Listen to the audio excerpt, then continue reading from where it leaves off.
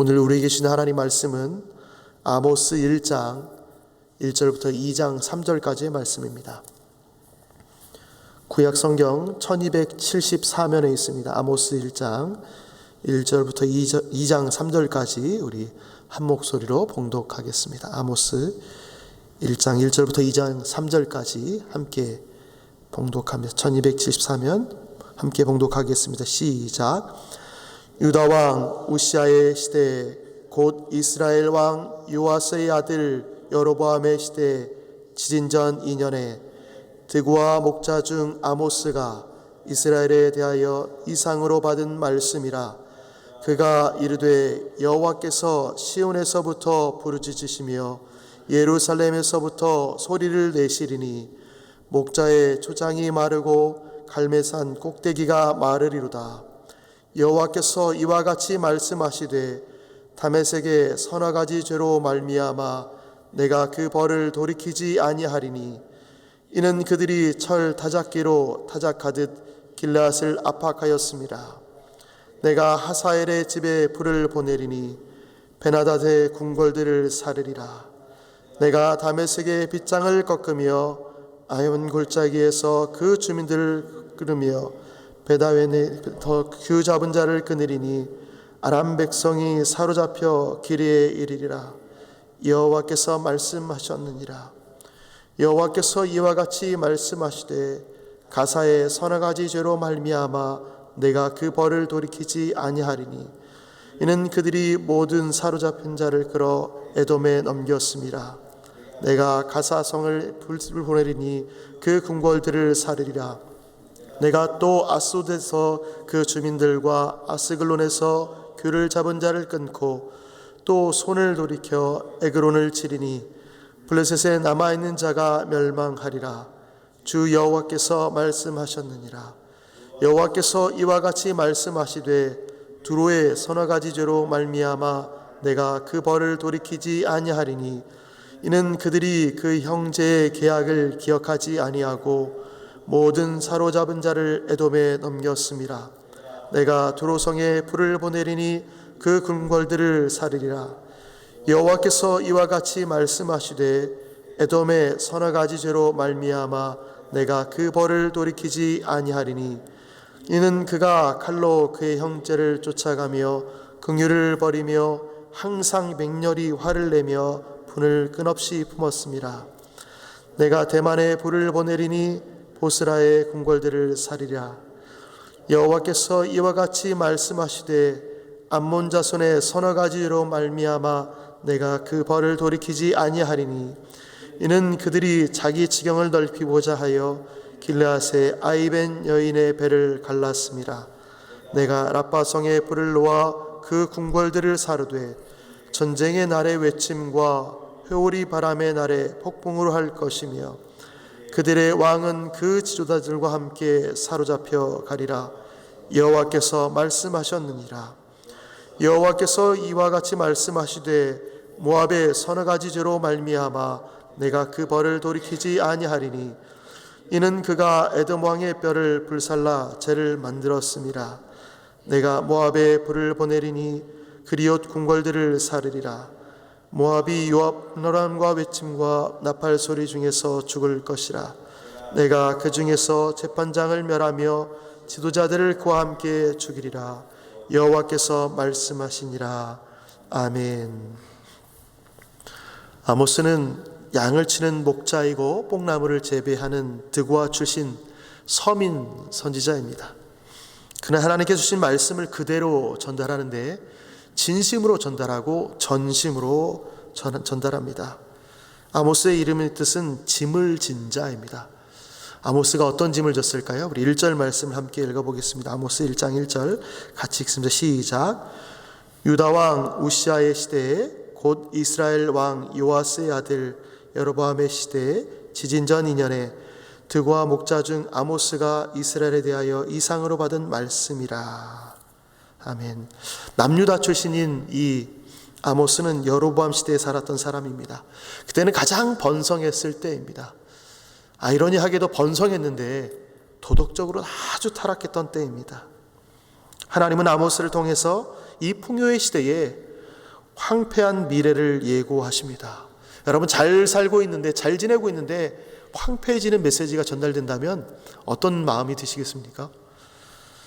안정과 번영을 누리고 있던 이들이 듣기에는 아주 불편하고 불쾌한 메시지입니다. 죄악과 부패에 대한 내용이고 사회적 고발과 백성에게 전하는 강도 높은 비난의 비판적인 내용입니다. 듣고 싶지 않죠. 아마 들어도 못 들은 척 할지도 모르겠습니다.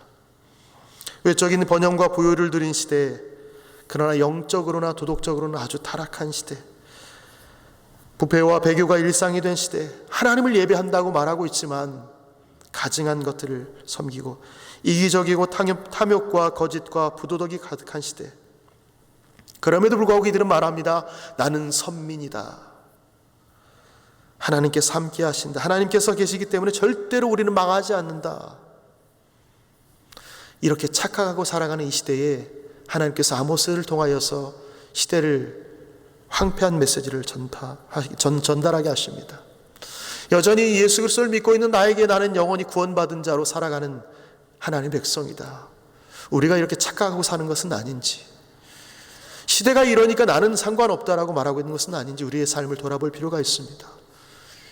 시대는 계속 악해져 가고 도덕적으로 타락해 가는데 우리 영적으로는 건강한지, 또 우리는 예수를 믿고 있기 때문에 영적으로 나는 건강하게 바르게 살고 있다, 예배를 드리고 있기 때문에 나는 하나님의 뜻대로 살고 있다라고 다르게 생각하고 있지는 않는지 우리 스스로의 믿음을 돌아볼 필요가 있습니다. 그들을 향하여 아모스 선지자가 하나님의 메시지를 전합니다. 하나님의 메시지가 시작은 이렇게 됩니다. 여호와께서 이와 같이 말씀하시되, 이것은 나의 이야기가 아닙니다. 여호와의 말씀입니다. 그러니 내 이야기로 듣지 마시고 하나님의 말씀으로 들으십시오. 제발 하나님께서 말씀하신 것을 귀담아 들으십시오.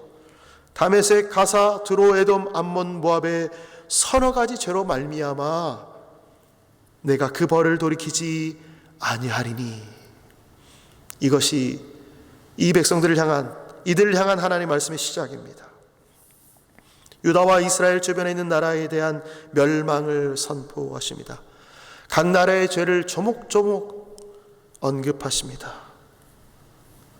다메섹은 길르앗을 압박한 죄를 가지고 있습니다. 가사는 사로잡은 하나님의 백성을 에돔의 노예로 팔았습니다.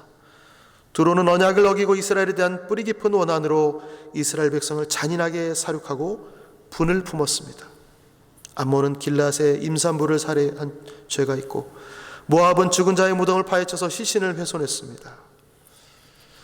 이들이 지은 죄가 요 정도만이 아닙니다. 서너 가지 죄, 어떤 분은 세 가지다, 세네 가지다, 어떤 분은 7가지다, 3이나 7이나 완전수를 말합니다.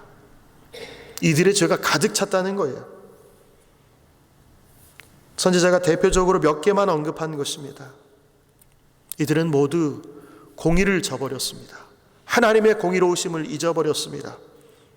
그리고 북이스라엘을 공격하고 압박했습니다. 이방 나라입니다. 이들이 어떻게 살든 내버려 둘 것 같지만 하나님의 정의는, 하나님의 공의는 예외가 없습니다. 빈번히 용서만 하시지 않습니다. 그렇다고 내키는 대로, 하나님께서 내키는 대로 벌하지도 않으십니다. 하나님의 기준에 의해서 죄악이 임계점에 이를 때에 하나님은 자신의 의로움을 드러내셔서 이스라엘을 포함한 이 세상의 질서를 바로 잡으십니다. 가만두지 않으시는 거지요. 각 나라의 죄가 언급한 후에 이렇게 마무리됩니다. 여호와께서 말씀하셨느니라. 이는 필시 이 말씀대로 된다는 거예요. 하나님의 말씀대로 그들이 뿌린 죄로만 인해서 파멸에 이르게 된다는 그런 확증의 말씀입니다. 여호와께서 말씀하셨느니라. 여호와께서 이르시되 말씀하셨느니라. 이대로 반드시 일어날 거이니 너희가 돌이키라 라는 사인입니다. 죄를 심으면 반드시 죄의 열매를 거두게 됩니다. 죄는 아주 씨가 작을지라도 그 죄의 열매는 아주 풍성합니다. 죄악의 씨앗이 싹이 틔우지 않게 하면 좋겠지만 이 죄라는 씨는 어느 환경에 있을지라도 싹이 아주 잘 납니다. 가시덩굴에 있을지라도 돌짝밭에 떨어질지라도 이 씨앗이 떨어지기만 하면 얼마나 급속하게 자라는지, 열매를 얼마나 크게 맺는지, 얼마나 그의 생명력이 끈질긴지 이 죄라는 씨앗은 어디 가서도 잘 살아내고 버텨냅니다. 다메섹, 가사, 두로, 에돔, 암몬, 모압이 이들에게 이른